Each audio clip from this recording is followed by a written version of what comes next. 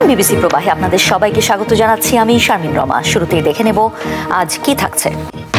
গত বছরের জুলাই আগস্টে গণ অভ্যুত্থানের সময় সংগঠিত মানবতা বিরোধী অপরাধের অভিযোগে বাংলাদেশের ক্ষমতাচ্যুত প্রধানমন্ত্রী শেখ হাসিনাকে মৃত্যুদণ্ড দিয়েছে ঢাকার আন্তর্জাতিক অপরাধ ট্রাইব্যুনাল। শেখ হাসিনার বিরুদ্ধে আনা 5টি অভিযোগের 3টিতে তাকে মৃত্যুদণ্ড দেওয়া হয়, আরেকটি অভিযোগে তাকে আমৃত্যু কারাদণ্ড দেওয়া হয়।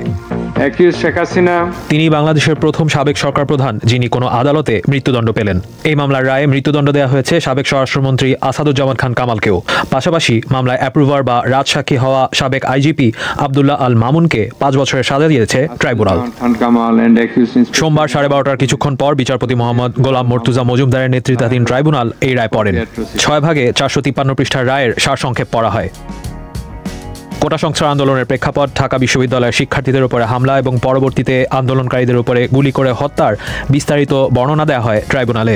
বিচার কাজ চলার সময় অডিও ভিডিও সহ যেসব তথ্য উপাত্ত ট্রাইব্যুনালে উপস্থাপন করা হয়েছে সেসবেরও বর্ণনা করেন বিচারক। বিচারপতি মোহাম্মদ গোলাম মর্তুজা মজুমদারের নেতৃত্বাধীন 3 সদস্যের আন্তর্জাতিক অপরাধ ট্রাইব্যুনাল 1 এই রায় ঘোষণা করেন। শেখ হাসিনার মামলায় প্রসিকিউশন সর্বোচ্চ সাজা আবেদন করে। তাদের বিরুদ্ধে গঠন করা প্রথম অভিযোগে বলা হয়েছে 2024 সালের 14 জুলাই আয়োজিত এক সংবাদ সম্মেলনে শেখ হাসিনা উস্কানিমূলক বক্তব্য দিয়েছেন। দ্বিতীয় অভিযোগে বলা হয়েছে শেখ হাসিনা হেলিকপ্টার, ড্রোন ও প্রাণঘাতী অস্ত্র ব্যবহারের মাধ্যমে আন্দোলনকারীদের হত্যা করে নির্মূলের নির্দেশ দিয়েছেন।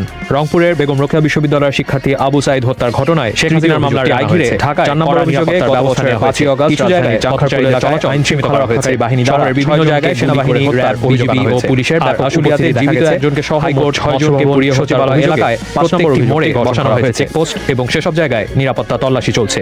হাইকোর্টের কর্মী, আইনজীবী, গণমাধ্যম কর্মী ছাড়া সাধারণ কাউকে ট্রাইব্যুনাল এলাকায় প্রবেশ করতে দেওয়া হচ্ছে না। এদিকে রায় ঘোষণার ঘটনার প্রতিবাদে কমপ্লিট লকডাউন কর্মসূচি পালন করছে অন্তর্বর্তী সরকার কর্তৃক কার্যক্রম নিষিদ্ধ করা রাজনৈতিক দল আওয়ামী লীগ। রবিবার রাতেও রাজধানী ঢাকা সহ বিভিন্ন জায়গায় ককটেল বিস্ফোরণ, বাস ও ব্যবসা প্রতিষ্ঠানে আগুন এবং মশাল মিছিলের খবর পাওয়া গেছে। এবছরের 11 মে ট্রাইব্যুনালের তদন্ত সংস্থা চিফ প্রসিকিউটরের কার্যালয়ে এই মামলার তদন্ত প্রতিবেদন জমা দেয়। এই মামলায় শেখ হাসিনা সহ আসামিদের বিরুদ্ধে 5টি অভিযোগ এনে প্রতিবেদন জমা দেওয়া হয়। পরে গত 1 জুন শেখ হাসিনা সহ 3 আসামির বিরুদ্ধে আনুষ্ঠানিক অভিযোগ দাখিল করে প্রসিকিউশন। ওই দিন অভিযোগ আমলে নিয়ে শেখ হাসিনা ও আসাদুজ্জামান খানের বিরুদ্ধে গ্রেফতারি পরোয়ানা জারি করা হয়। তাদের গ্রেফতার করা সম্ভব না হলে হাজির হতে পত্রিকায় বিজ্ঞপ্তি দিয়ে 16 জুন নির্দেশনা দেয় ট্রাইব্যুনাল। বিজ্ঞপ্তি জারির পরও হাজির না হলে 24 জুন তাদের 2 জনের জন্য ঢাকার বিশেষ জজ আদালত 8-এর সাবেক বিশেষ পাবলিক প্রসিকিউটর আমির হোসেনকে তাদের পক্ষে মামলা লড়তে রাষ্ট্র নিযুক্ত আইনজীবী হিসেবে নিয়োগ দেয় ট্রাইব্যুনাল। পরে এবছরের 1 জুলাই 3 জনের বিরুদ্ধে অভিযোগ গঠনের শুনানি শুরু হয়। এই মামলায় শেখ হাসিনা ছাড়া বাকি 2 আসামি হলেন সাবেক স্বরাষ্ট্রমন্ত্রী আসাদুজ্জামান খান এবং পুলিশের সাবেক মহাপরিদর্শক চৌধুরী আব্দুল্লাহ আল মামুন। আসামিদের মধ্যে শেখ হাসিনা ও আসাদুজ্জামান খান পলাতক। সাবেক আইজিপি মিস্টার মামুন এই মামলার একমাত্র গ্রেফতারকৃত আসামি। তিনি এই মামলায় অ্যাপ্রুভার বা রাজসাক্ষী হিসেবে জবানবন্দি দিয়েছেন। এর আগে গত 13 নভেম্বর আদালত জানিয়েছিল যে 17 নভেম্বর এই মামলার রায় ঘোষণা করা হবে। নির্বাচনের সময় যত ঘনিয়ে আসছে ততই বাড়ছে শঙ্কা, উদ্বেগ ও উৎকণ্ঠা। সক্রিয় রাজনীতিতে ফিরে আসন্ন নির্বাচনে অংশ নিতে মরিয়া হয়ে চেষ্টা চালাচ্ছে ক্ষমতাচ্যুত আওয়ামী লীগ। তবে সেই চেষ্টা খুব একটা আমলে নিচ্ছে না অন্তর্বর্তী সরকার। গণঅভ্যুত্থানে ক্ষমতাচ্যুত আওয়ামী লীগকে বাইরে রেখেই নির্বাচন আয়োজনের সব প্রস্তুতি নিতে নির্বাচন কমিশনকে নির্দেশ দিয়েছেন প্রধান উপদেষ্টা ডক্টর মোহাম্মদ ইউনূস। এমন পরিস্থিতিতে রাজনৈতিক বয়ানে পরিবর্তন এনেছেন আওয়ামী লীগ সভাপতি।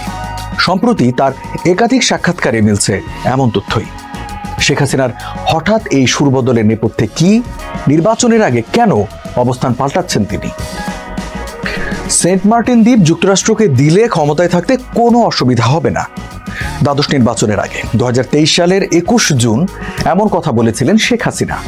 এরপর গেল বছর ক্ষমতাচ্যুত হয়ে ভারতে চলে যাওয়ার পর 11 আগস্ট শেখ হাসিনা বলেছিলেন, আমি ক্ষমতায় থাকতে পারতাম যদি আমি সেন্ট মার্টিন দ্বীপের সার্বভৌমত্ব ছেড়ে দিয়ে যুক্তরাষ্ট্রকে বঙ্গোপসাগরে কর্তৃত্ব স্থাপন করতে দিতাম। অর্থাৎ নিজের ক্ষমতাচ্যুতির পেছনে শেখ হাসিনার অভিযোগ ছিল যুক্তরাষ্ট্রের দিকে, কিন্তু এখন সেই অবস্থান পাল্টেছেন তিনি। সম্প্রতি CNN নিউজ 18-কে দেওয়া সাক্ষাৎকারে নিজের পতনের পেছনে ওয়াশিংটনের ভূমিকা নিয়ে হাসিনা বলেন, আমরা সবসময় মার্কিন প্রশাসনের সঙ্গে ভালো সম্পর্ক রেখেছি, তাই তাদের সরাসরি জড়িত থাকার কারণ দেখি না। শেখ হাসিনা সুর নরম করেছেন অন্তর্বর্তী সরকারের প্রধান উপদেষ্টা নোবেলজয়ী ডক্টর মোহাম্মদ ইউনূসকে নিয়েও। এতদিন ডক্টর ইউনূসকে উগ্রপন্থী হিসেবে অভিযোগ করলেও এখন তিনি বলছেন ডক্টর ইউনূস তার প্রশাসনের উগ্র গোষ্ঠীগুলোর দ্বারা ব্যবহৃত হচ্ছেন। তার ভয় ইউনূস কেবলমাত্র প্রতীক, আসল প্রভাবশালী গোষ্ঠী হচ্ছে হিজবুত তাহরিরের মতো উগ্রপন্থীরা। ইন্ডিয়ান এক্সপ্রেসকে দেওয়া এক সাক্ষাৎকারে উঠে এসেছে তার এই বক্তব্য। শেখ হাসিনা আরও বলেন, চরমপন্থীরা ইউনূসকে আন্তর্জাতিকভাবে গ্রহণযোগ্য মুখ হিসেবে ব্যবহার করছে আর দেশে সংখ্যালঘুদের ওপর হামলা ও প্রতিষ্ঠানগুলোকে রেডিক্যালাইজ করছে। আসন্ন নির্বাচনে অংশ নিতে আগের অবস্থান থেকে সরে এসেছেন শেখ হাসিনা। এতদিন ডক্টর ইউনূসের নেতৃত্বাধীন অন্তর্বর্তী সরকারকে অবৈধ ও অসাংবিধানিক বলে এসেছেন তিনি। দাবি করে এসেছেন পদত্যাগ করেননি তিনি এখনো দেশের বৈধ প্রধানমন্ত্রী। অথচ এখন তার চাওয়া ভারত যেন ইউনূস সরকারকে চাপ দেয় স্বাধীন, সুষ্ঠু ও অংশগ্রহণমূলক নির্বাচন আয়োজন করতে, যেখানে অংশ নিতে পারে তার দল আওয়ামী লীগ। গত বছরের জুলাই আগস্ট আন্দোলন নিয়েও আগের অবস্থান থেকে সরে এসেছেন ভারতে অবস্থানরত শেখ হাসিনা। এতদিন তার দাবি ছিল আন্দোলনে তার দলের নেতাকর্মী ও নিরাপত্তা বাহিনীর উপর আক্রমণ চালানো হয়েছে। এখন তিনি স্বীকার করছেন তার সরকারের উদ্দেশ্য প্রাণহানি কমানো হলেও পরিবেশ উত্তপ্ত থাকায় কিছু ভুল সিদ্ধান্ত হয়ে থাকতে পারে। নিরাপত্তা বাহিনীর শৃঙ্খলা ভেঙে পড়ার কারণে হতাহতের সংখ্যা বেড়েছে বলেও স্বীকার করেছেন তিনি। জাতিসংঘের প্রতিবেদন অনুযায়ী জুলাই অভ্যুত্থানে প্রাণ হারিয়েছেন 1400 মানুষ। আন্দোলন দমাতে ফাঁস হওয়া একটি অডিওতে গুলির নির্দেশ দেওয়ার কথা শোনা গেলেও শেখ হাসিনা সরাসরি তা অস্বীকার করে আসছিলেন। তবে এখন শেখ হাসিনা বলছেন, আমি নেতা হিসাবে সামগ্রিক পরিস্থিতির দায়িত্ব নিতেই পারি, তবে মাঠ পর্যায়ের কর্মকর্তারাই বহু সিদ্ধান্ত নিয়েছিলেন। বিদ্যমান নির্দেশিকায় নির্দিষ্ট পরিস্থিতিতে আগ্নেয়াস্ত্র ব্যবহারের অনুমতি ছিল, অর্থাৎ বিক্ষোভ দমনে প্রাণঘাতী অস্ত্র ব্যবহারের অনুমতি পেয়েছিল আইন শৃঙ্খলা রক্ষাকারী বাহিনীর সদস্যরা। 17 নভেম্বর শেখ হাসিনার বিরুদ্ধে গণ-অভ্যুত্থানে মানবতা বিরোধী অপরাধের অভিযোগের রায় ঘোষণা হবে। এতদিন আন্তর্জাতিক অপরাধ ট্রাইব্যুনালকে ক্যাঙ্গারু কোর্ট বলে তার বিরুদ্ধে নাটক মঞ্চস্থ করার অভিযোগ করলেও এখন শেখ হাসিনার ভাষ্য, গণতান্ত্রিকভাবে নির্বাচিত নেতাকে দেশের বিরুদ্ধে হিংসাত্মক বিদ্রোহ মোকাবিলায় সাংবিধানিক দায়িত্ব পালনের জন্য বিচারের মুখে দাঁড় করানো উচিত নয়। আন্তর্জাতিক গণমাধ্যমকে ইমেইলে একের পর এক সাক্ষাৎকার দিচ্ছেন শেখ হাসিনা। এসব রিপোর্ট নিয়েও আছে নানা প্রশ্ন। তবে তার একের পর এক সাক্ষাৎকারে সরকার যে বিব্রত তা পরিষ্কার।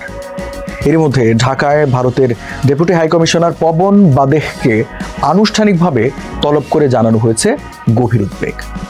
যদিও এর পরপরই সামনে এসেছে শেখ হাসিনার আরও কিছু সাক্ষাৎকার।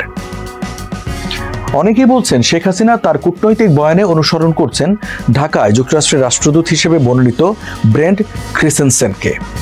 মার্কিন এই কূটনীতিক সম্প্রতি জানিয়েছেন, চীন সংযোগে যে ঝুঁকি আছে তা বাংলাদেশকে তিনি বোঝাবেন। শেখ হাসিনাও তার সাক্ষাৎকারে বাংলাদেশের অকৃত্রিম বন্ধু হিসেবে বারবার ভারতের ভূমিকা তুলে ধরছেন। আর ভারত যুক্তরাষ্ট্র সম্প্রতি আঞ্চলিক স্থিতিশীলতা ও প্রতিরোধমূলক সক্ষমতাকে গুরুত্ব দিয়ে 10 বছর মেয়াদী যে প্রতিরক্ষা চুক্তি করেছে তা তো বড় করে সামনে এনেছে আন্তর্জাতিক সংবাদ মাধ্যমগুলো। ফলে অনেকে 2 আর 2 4 মেলাতে শুরু করেছেন। তবে ক্রিসেনসেন দেশে এলে অঙ্কের এই হিসাব মিলবে কিনা তা নিয়ে প্রশ্ন আছে। প্রথমবারের মতো জাতীয় সংসদ নির্বাচনে ভোট দেওয়ার সুযোগ পাচ্ছেন প্রবাসী বাংলাদেশিরা। এজন্য ভোটার নিবন্ধন অ্যাপ চালু করা হচ্ছে। সেখানে নিবন্ধন চূড়ান্ত করলেই ব্যালট পেপার চলে যাবে ভোটারদের কাছে। বিশ্বের বিভিন্ন দেশে থাকা প্রবাসী বাংলাদেশিদের কাছে ব্যালট পৌঁছানোর পর ভোট প্রদান শেষে সেটি রিটার্নিং কর্মকর্তার কাছে পৌঁছাতে কমপক্ষে 15 থেকে 30 দিন পর্যন্ত সময় লাগতে পারে বলে জানিয়েছে নির্বাচন কমিশন। যেহেতু জাতীয় নির্বাচনের দিন বিকেল 4টার মধ্যে যেসব ব্যালট রিটার্নিং কর্মকর্তার কাছে পৌঁছাবে সেটিকে বৈধ ভোট ধরা হবে, সেহেতু সময় মতো ব্যালট পৌঁছাতে প্রবাসী ভোটাররা দেশে ভোট শুরুর আগেই নিজেদের ভোট দিতে পারবেন। প্রতীক বরাদ্দ যদি হয় আনুমানিক 20-21 দিন আগে, তারপরে উনি ভোটটা কাজ করার পর দেশে যখন পাঠাবেন, পাঠাতে এটা আরো কমপক্ষে 7 থেকে 10 দিন তো লাগবেই। তো এটা যখন দেশে আসবে, আসার পরে এটা বাংলাদেশ পোস্ট অফিস ওরা তাদের কাছে রাখবে, একটা শিডিউল করে বিভিন্ন রিটার্নিং অফিসারের কাছে পাঠানো হবে যদি বেশি আগে চলে আসে। তো এগুলো নিরাপত্তা, এগুলো সব প্ল্যান করা হয়েছে, কোথায় থাকবে আগে যদি আসে, তারপরে কোন শিডিউলে রিটার্নিং অফিসারের কাছে যাবে, যাতে নির্বাচনের শেষ সময় যেটা 4টা বা যেটা ডিক্লেয়ার হয় তার আগে যেন ওখানে পৌঁছে যায় রিটার্নিং অফিসারের কাছে। যার কারণে পোস্টাল ভোটিংকে বলা হয় অ্যাডভান্স ভোটিং। তবে এটি নির্বাচনে কোনো প্রভাব ফেলবে না বলে মনে করেন ইসির প্রবাসী ভোটার প্রকল্পের টিম লিডার ব্রিগেডিয়ার জেনারেল অবসরপ্রাপ্ত সালিম আহমদ খান। বিশ্বব্যাপী বিভিন্ন জায়গায় ব্যালট পেপার যাবে, এখন সে তার মতো করে ভোট দিবে, একজন ভোটার ওনার মতো করে ভোটটা কাস্ট করে। এখন উনি যদি কারোর সাথে শেয়ার করেন ওনার রেজাল্ট, উনি কোথায় ভোট দিয়েছেন, এটা যদি ওয়াইডলি সবাই করতে থাকে তাইলে এফেক্ট পড়বে। আর এটা ভোটের গোপনীয়তা তো রক্ষা করা যার যার দায়িত্ব। তো এটা আমার এই বিশ্বাস যে কোনো ভোটার উনি কোথায় টিক বা ক্রস করলেন এটা উনি তো ডিসক্লোজ করবেন না, এটা তো তার নিজস্ব একটা ব্যক্তিগত ব্যাপার। তো এটা ডিসক্লোজ হওয়ার সম্ভাবনা ডিপেন্ড করছে ভোটারের উপর। প্রবাসীদের কাছে ব্যালট পাঠানো থেকে শুরু করে ভোট প্রদান শেষে সেগুলো রিটার্নিং অফিসে পাঠানো পর্যন্ত পুরো দায়িত্ব থাকবে বাংলাদেশ ডাক বিভাগের হাতে। নির্বাচন কমিশন বলছে এক্ষেত্রে ভোটার প্রতি খরচ পড়বে 700 টাকা। বিদেশে বসে ভোট দিতে অ্যাপে নিবন্ধনের জন্য প্রত্যেক ভোটারেরই লাগবে একটি করে আন্তর্জাতিক সিম কার্ড। বিদেশে বসে ভোট দেওয়ার জন্য প্রথমেই নিবন্ধন করতে হবে। নিবন্ধনের জন্য প্রবাসীকে গুগল প্লে স্টোর অথবা অ্যাপল অ্যাপ স্টোর থেকে পোস্টাল ভোট বিডি অ্যাপটি ডাউনলোড করে নিবন্ধন করতে হবে। প্রবাসী ভোটাররা যার যার আন্তর্জাতিক মোবাইল নম্বর ব্যবহার করে আগামী 18 নভেম্বর থেকে চালু হতে যাওয়া পোস্টাল ভোট বিডি অ্যাপে ভোটার নিবন্ধন করবেন। এই অ্যাপটির বিশেষত্ব হচ্ছে অ্যাপটির জিও লোকেশন এনেবল বা চালু থাকবে, যে কারণে বাংলাদেশ থেকে কোনোভাবেই এই অ্যাপটি চালু করা যাবে না।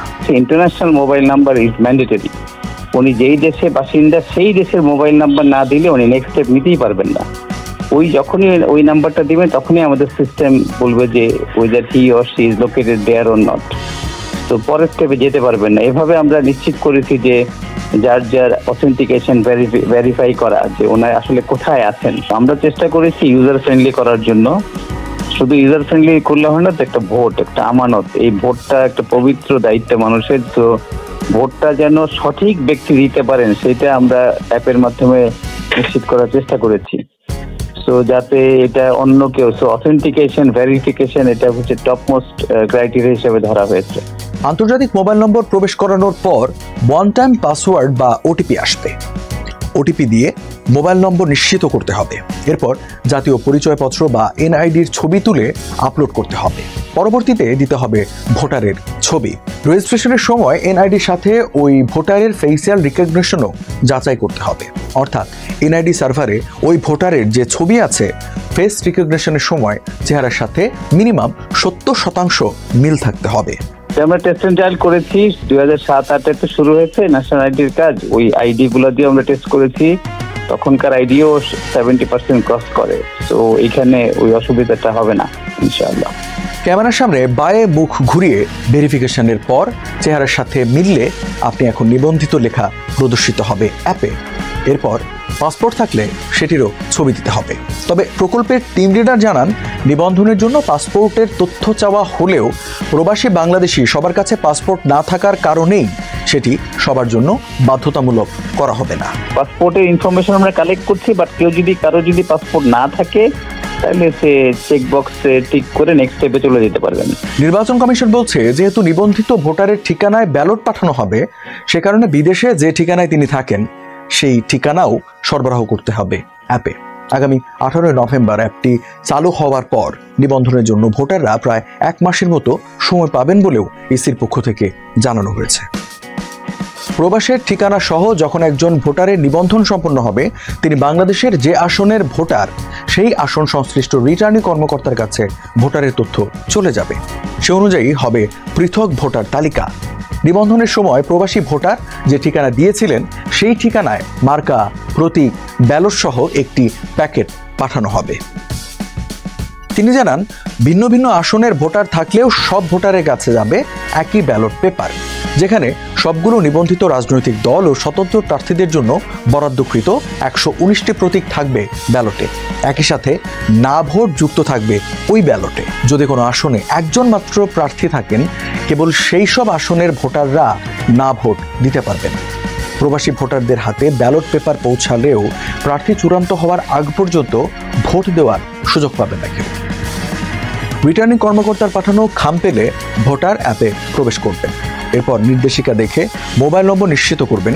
পরবর্তীতে খামের উপর থাকা QR কোড স্ক্যান করলেই ভোটার তার আসনের সব প্রার্থীর নাম দেখতে পারবেন।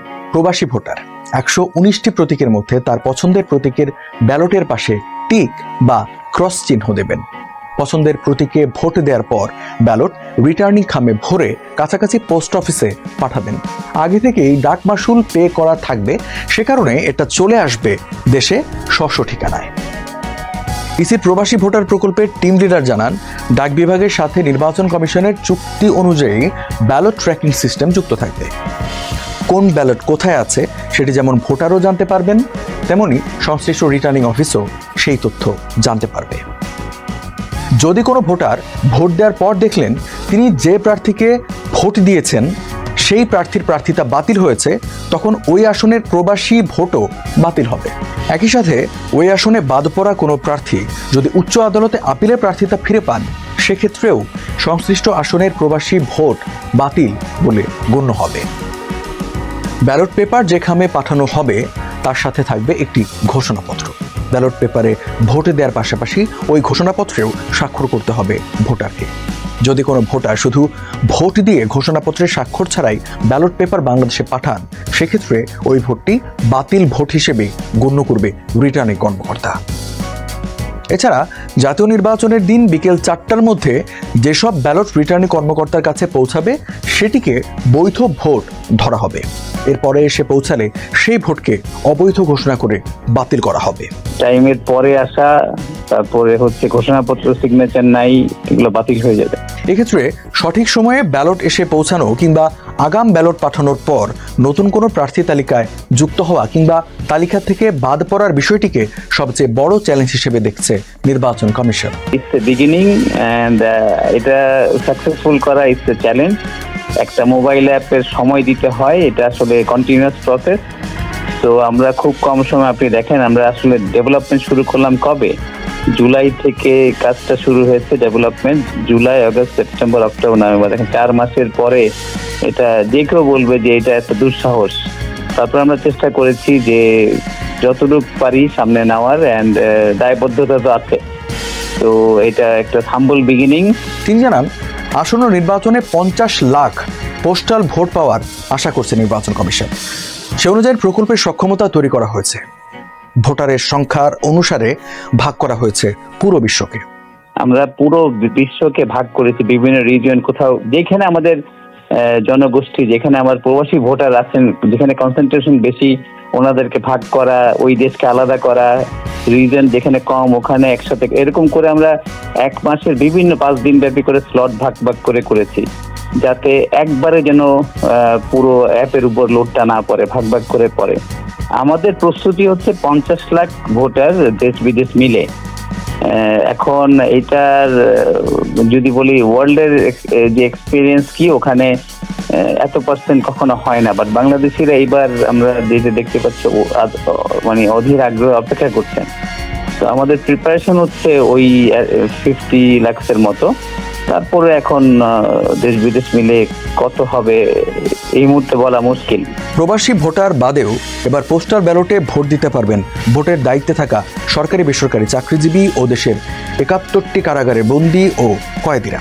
তাদের জন্য আলাদা নিবন্ধন ব্যবস্থা চালু করবে নির্বাচন কমিশন। দক্ষিণ এশিয়ার 2টি পরমাণু সক্ষম প্রতিবেশী ভারত ও পাকিস্তান আবারও মুখোমুখি উত্তেজনার কেন্দ্রবিন্দুতে। চলতি মাসের শুরুতে দিল্লি ও ইসলামাবাদে পরপর 2টি বড় বিস্ফোরণে 2 দেশের রাজনৈতিক ও নিরাপত্তা পরিস্থিতি জটিল হয়ে উঠেছে। ঐতিহাসিক দ্বন্দ্বের সঙ্গে সাম্প্রতিক ঘটনাগুলো এক সুতোয় গাঁথা হয়ে আবারও প্রশ্ন তুলছে, আরও বড় সংঘাত কি সামনে? গত সোমবার ভারতের রাজধানী দিল্লির লালকেল্লার কাছে গাড়ি বোমা বিস্ফোরণে অন্তত 13 জন নিহত ও বেশ কয়েকজন আহত হন। পরদিন মঙ্গলবার পাকিস্তানের রাজধানী ইসলামাবাদের এক আদালত কমপ্লেক্সের বাইরে আত্মঘাতী বোমা হামলায় প্রাণ হারান অন্তত 12 জন, আহত হন 30 জন। দুটি বিস্ফোরণই ঘন ঘন সংঘাত, ক্রস বর্ডার উত্তেজনা ও আঞ্চলিক প্রতিদ্বন্দ্বিতায় ভরা ভারত পাকিস্তান সম্পর্ককে আরও নাজুক অবস্থার দিকে ঠেলে দিয়েছে। দুটো বিস্ফোরণই উদ্ধার তৎপরতা, নিরাপত্তা জোরদার ও তদন্তের মধ্য দিয়ে দ্রুতই রাজনৈতিক বিতর্কে পরিণত হয়েছে। বিশ্লেষকদের মতে বিস্ফোরণের সময়কাল ও লক্ষ্যবস্তু দেখে মনে হয়েছে এগুলো কোনো দুর্ঘটনা নয়, বরং পরিকল্পিত হামলা। এর পাশাপাশি আফগানিস্তান কেন্দ্রিক নিরাপত্তা সংকটও দুই দেশের প্রতিদ্বন্দ্বিতাকে আরও উস্কে দিচ্ছে। পাকিস্তানের গোয়েন্দা সংস্থাগুলো বলছে তেহরিকি তালেবান পাকিস্তান টিটিপি আফগান ভূখণ্ডে আবারও সক্রিয় হয়ে পাকিস্তানের ভেতরে হামলা চালাচ্ছে। অপরদিকে তারা ভারতের দিকে আঙুল তুলে বলছে এসব গোষ্ঠীকে ছায়া সমর্থন দিচ্ছে নয়াদিল্লি। ভারতে ক্ষমতাসীন বিজেপি সরকার বিস্ফোরণকে রাষ্ট্রবিরোধী শক্তির ষড়যন্ত্র হিসেবে উল্লেখ করেছে। প্রধানমন্ত্রী নরেন্দ্র মোদী বলেছেন, এই হামলার সঙ্গে জড়িত কেউ রেহাই পাবে না। ন্যাশনাল ইনভেস্টিগেশন এজেন্সি NIA ইতোমধ্যে এটিকে সন্ত্রাসী হামলা হিসেবে তদন্ত শুরু করেছে, আর বিস্ফোরণকে নৃশংস সন্ত্রাসী হামলা হিসেবে স্বীকৃতি দিয়েছে দেশটির কেন্দ্রীয় মন্ত্রিসভা। ভারতীয় এক গোয়েন্দা কর্মকর্তা নাম প্রকাশ না করার শর্তে আল জাজিরাকে জানান, প্রাথমিক তদন্তে পাকিস্তান ভিত্তিক কিছু গোষ্ঠীর লজিস্টিক সমর্থন পাওয়া গেছে, তবে প্রকৃত হামলাকারীরা স্থানীয় বলে মনে করা হচ্ছে। হামলার অর্থায়ন, পরিকল্পনা ও অস্ত্রের উৎসও খতিয়ে দেখা হচ্ছে। দিল্লির বিস্ফোরণের কয়েক ঘন্টা পরই ইসলামাবাদে আত্মঘাতী হামলার ঘটনা ঘটে। হামলার সময় খাইবার পাখতুনখোয়া সীমান্তে পাকিস্তানি সেনারা এক বৃহৎ উদ্ধার অভিযানে ব্যস্ত ছিল। পাকিস্তানের প্রধানমন্ত্রী শাহবাজ শরীফ সরাসরি ভারতকে দায়ী করে বলেন, এ দুটি হামলাই ভারতের রাষ্ট্রীয় সন্ত্রাসবাদের নিকৃষ্ট উদাহরণ। তিনি আন্তর্জাতিক সম্প্রদায়ের কাছে ভারতের ষড়যন্ত্রের নিন্দা জানানোর আহ্বান জানান, তবে তার বক্তব্যের পক্ষে তিনি কোনো প্রমাণ উপস্থাপন করেননি। পাকিস্তানের বিরোধী দলগুলো শাহবাজের এই অভিযোগ রাজনৈতিক স্বার্থে ব্যবহার করা হচ্ছে বলে মন্তব্য করেছে। অবশ্য পাকিস্তানের অভিযোগ সরাসরি নাকচ করে দিয়েছে ভারত। কার্গিল যুদ্ধ, উরির হামলা, পুলওয়ামার পর বালাকোট বিমান হামলা, ভারত পাকিস্তান সম্পর্ক সবসময় সংঘাতে ঠাসা। কাশ্মীর ইস্যু, সীমান্ত লঙ্ঘন, জঙ্গি গোষ্ঠীর সক্রিয়তা এবং রাজনৈতিক বক্তব্য সব মিলিয়ে দুই দেশের সম্পর্ক দীর্ঘদিন ধরে অবিশ্বাসের উপর দাঁড়িয়ে। বিশেষজ্ঞদের মতে দিল্লি ও ইসলামাবাদের সাম্প্রতিক বিস্ফোরণ এই দীর্ঘ প্রতিদ্বন্দ্বিতারই নতুন অধ্যায়। বিস্ফোরণের পর ভারত অতিরিক্ত সেনা মোতায়েন, সীমান্তের ড্রোন নজরদারি ও নিরাপত্তা ব্যবস্থা জোরদার করেছে। সন্ত্রাস দমন ও সীমান্ত পর্যবেক্ষণ বাড়িয়েছে পাকিস্তানও। যদিও দুই দেশই বলছে এই প্রস্তুতি যুদ্ধের জন্য নয়, বরং ভবিষ্যৎ হামলা ঠেকাতে। তবে তাদের পারমাণবিক সক্ষমতা ও দীর্ঘ উত্তেজনার ইতিহাস উদ্বেগ বাড়াচ্ছে। যুক্তরাষ্ট্র, চীন, রাশিয়া ও ইউরোপীয় ইউনিয়ন সবাই দুই দেশকে সংযমের আহ্বান জানিয়েছে। আন্তর্জাতিক সম্প্রদায় বলছে দক্ষিণ এশিয়ায় উত্তেজনা বিশ্ববাজার, বাণিজ্য ও আঞ্চলিক স্থিতিশীলতার জন্য ঝুঁকিপূর্ণ। চীন জানিয়েছে তারা কূটনৈতিক চ্যানেলের মাধ্যমে পরিস্থিতি পর্যবেক্ষণ করছে, আর ইউরোপীয় ইউনিয়ন বলেছে কূটনৈতিক সংলাপ বজায় রাখা এখন অত্যন্ত জরুরি। দিল্লি ও ইসলামাবাদে পরপর বিস্ফোরণ শুধু দুই দেশের নিরাপত্তা পরিস্থিতিকেই নয়, বরং তাদের ঐতিহাসিক বৈরিতাকেও নতুন করে সামনে এনেছে। দুই দেশেই পরস্পরের বিরুদ্ধে অভিযোগ তুলছে, আর উত্তেজনা বাড়ছে সীমান্ত থেকে আন্তর্জাতিক কূটনীতির টেবিল পর্যন্ত। বিশেষজ্ঞরা মনে করেন উস্কানিমূলক রাজনৈতিক বক্তব্য ও আক্রমণাত্মক গণমাধ্যম কাভারেজ পরিস্থিতিকে আরও সংকটময় করতে পারে। তাই সংযম, সংলাপ ও আন্তর্জাতিক সহযোগিতা ছাড়া বর্তমান উত্তেজনা সামলানো কঠিন হয়ে উঠবে। বিশ্বের সবচেয়ে শক্তিশালী যুদ্ধবিমানগুলোর মধ্যে অন্যতম যুক্তরাষ্ট্রের F-35। লকহিড মার্কিন কোম্পানির তৈরি সেই মার্কিন যুদ্ধবিমানই এবার পেতে যাচ্ছে সৌদি আরব। সব ঠিক থাকলে আগামী সপ্তাহে F-35 যুদ্ধবিমান নিয়ে হোয়াইট হাউসে একটি চুক্তি সই করতে দেখা যেতে পারে মার্কিন প্রেসিডেন্ট ডোনাল্ড ট্রাম্প ও সৌদি ক্রাউন প্রিন্স মোহাম্মদ বিন সালমানকে। এমনটাই জানাচ্ছে বার্তা সংস্থা রয়টার্স। এতদিন সৌদির কাছে F-35 যুদ্ধবিমান বিক্রি করা নিয়ে দ্বিধা থাকলেও 14 নভেম্বর এয়ারফোর্স ওয়ানে ট্রাম্প জানান ওরা অনেকগুলো জেট কিনতে চায়। আমি বিষয়টা দেখছি, তারা আমাকে দেখতে বলেছে, কারণ তারা অনেক 35 কিনতে চায়। আগামী সপ্তাহে যুক্তরাষ্ট্রে যাওয়ার কথা রয়েছে প্রিন্স সালমানের। হোয়াইট হাউসে ট্রাম্পের সঙ্গে বৈঠকে বসবে সৌদি ক্রাউন প্রিন্স। সব ঠিকঠাক থাকলে সেখানেই হতে পারে F-35 যুদ্ধবিমান ক্রয় বিক্রয় সংক্রান্ত এই চুক্তি। এছাড়াও অর্থনৈতিক ও প্রতিরক্ষা চুক্তিতে সই করার কথা রয়েছে দুই রাষ্ট্রপ্রধানের। প্রিন্স সালমানের সঙ্গে আলোচনার বিষয়ে ট্রাম্প বলেন, এটি শুধুমাত্র একটি বৈঠক নয়, আমরা সৌদি আরবকে সম্মান জানাচ্ছি। এছাড়াও বৈঠক ঘিরে ট্রাম্পের আশা শিগগিরই বেশ কয়েকটি মুসলিম দেশের মধ্যে সৌদিও ইসরায়েলের সঙ্গে সম্পর্ক স্বাভাবিক করার চুক্তি আব্রাহাম অ্যাকার্ডসে যোগ দেবে। যদিও রিয়াদ এতদিন বলে এসেছে ফিলিস্তিনের রাষ্ট্র প্রতিষ্ঠার রোডম্যাপ ছাড়া আব্রাহাম অ্যাকার্ডসে যোগ দেবে না তারা। পঞ্চম প্রজন্মের যুদ্ধবিমান F-35, যা কম দৃশ্যমান স্টিলথ প্রযুক্তি দিয়ে ডিজাইন করায় শত্রুরা খুব একটা শনাক্ত করতে পারে না। এছাড়া এতে থাকা উন্নত সেন্সর পাইলটকে যুদ্ধক্ষেত্রের একটি সম্পূর্ণ চিত্র প্রদান করে। শত্রুর রাডার জ্যাম করে নিখুঁত আক্রমণ করতেও বেশ পারদর্শী F-35 ছুটতে পারে ঘন্টায় 1220 মাইল বেগে, উঠতে পারে 50,000 ফুটের বেশি উচ্চতায়, বহন করতে পারে বিভিন্ন ধরনের অস্ত্র আকাশ থেকে আকাশে কিংবা ভূমিতে নিক্ষেপযোগ্য ক্ষেপণাস্ত্র ও বোমা। সব মিলিয়ে 18,000 পাউন্ডেরও বেশি অস্ত্র বহন করতে সক্ষম এই যুদ্ধবিমান, যা একাই যুদ্ধের মোড় ঘুরিয়ে দিতে সক্ষম। সেই যুদ্ধবিমানই এবার পেতে চাইছে সৌদি। এদিকে এক গোয়েন্দা প্রতিবেদনের ভিত্তিতে সৌদির কাছে নিজেদের অত্যাধুনিক F-35 যুদ্ধবিমান বিক্রি নিয়ে উদ্বেগ জানিয়েছে মার্কিন প্রতিরক্ষা দপ্তর পেন্টাগন। পেন্টাগন জানিয়েছে এই চুক্তি হলে F-35 যুদ্ধবিমান এর প্রযুক্তিগত তথ্য পেতে পারে চীন। এখন অপেক্ষা পেন্টাগনের উদ্বেগ উপেক্ষা করে সত্যি সৌদি আরবের কাছে F-35 যুদ্ধবিমান বিক্রি করবেন কিনা ট্রাম্প। সরকার বিরোধী বিক্ষোভে উত্তাল মেক্সিকো। দেশটির প্রেসিডেন্ট ক্লদিয়া শেনবাউমের বাসভবন ন্যাশনাল প্যালেস পর্যন্ত পৌঁছে গেছে বিক্ষোভ। ওই বাসভবন ঘিরে থাকা ব্যারিকেড শনিবার ভেঙে ফেলেন আন্দোলনকারীরা। তাদের দমাতে কাঁদানে গ্যাস ছুড়ে পুলিশ। এ সময় পুলিশের সঙ্গে বিক্ষোভকারীদের ব্যাপক সংঘর্ষ বাধে। এতে হতাহত হয়েছেন শতাধিক পুলিশ, গ্রেপ্তার হয়েছেন অনেকে। কেন হচ্ছে এই বিক্ষোভ? বিক্ষোভকারীদের নিয়ে সরকারি বা কি বলছে? মেক্সিকোর মিচুয়াকান অঙ্গরাজ্যের উরুয়াপান শহরের মেয়র কার্লোস মানজো 1 নভেম্বর এক অনুষ্ঠানে প্রকাশ্যে গুলি করে হত্যা করা হয় তাকে। এরপরই দেশ জুড়ে ছড়িয়ে পড়ে ক্ষোভ। মেয়রকে হত্যার প্রতিবাদে রাস্তায় নেমেছেন জেনারেশন জেড বা জেনজি তরুণরা। মেক্সিকো সিটির নিরাপত্তা প্রধান পাবলো ভাস্কুয়েজ সাংবাদিকদের বলেন, শুরুতে বেশ কয়েক ঘন্টা এই আন্দোলন শান্তিপূর্ণভাবে চলছিল। একসময় একদল কাপড়ে মুখ ঢাকা ব্যক্তি সহিংসতা চালাতে শুরু করে। এতে পুলিশ সহ অনেকে আহত হন। ডাকাতি এবং হামলার অপরাধে কয়েকজনকে গ্রেপ্তার করা হয়েছে।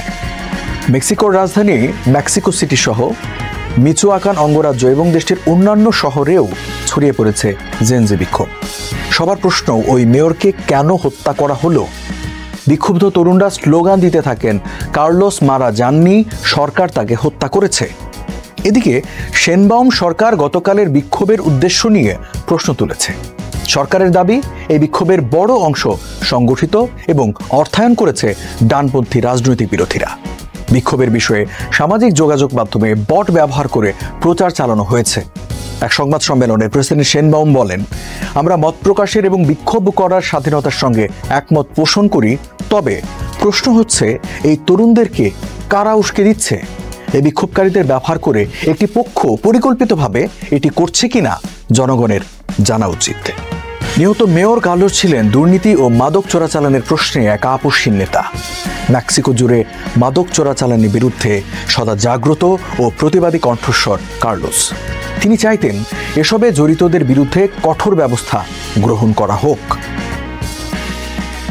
মেক্সিকোর প্রেসিডেন্ট ক্লদিয়া শেনবাউম দেশটির দায়িত্ব গ্রহণ করেন গত বছর 1 অক্টোবর। প্রথম দিকে বেশ জনপ্রিয়তা ধরে রাখতে পেরেছিলেন তিনি। তবে হঠাৎ দেশজুড়ে চলমান সহিংসতা থামাতে ব্যর্থ হওয়ায় ব্যাপক সমালোচনার মুখে পড়তে হচ্ছে তাকে।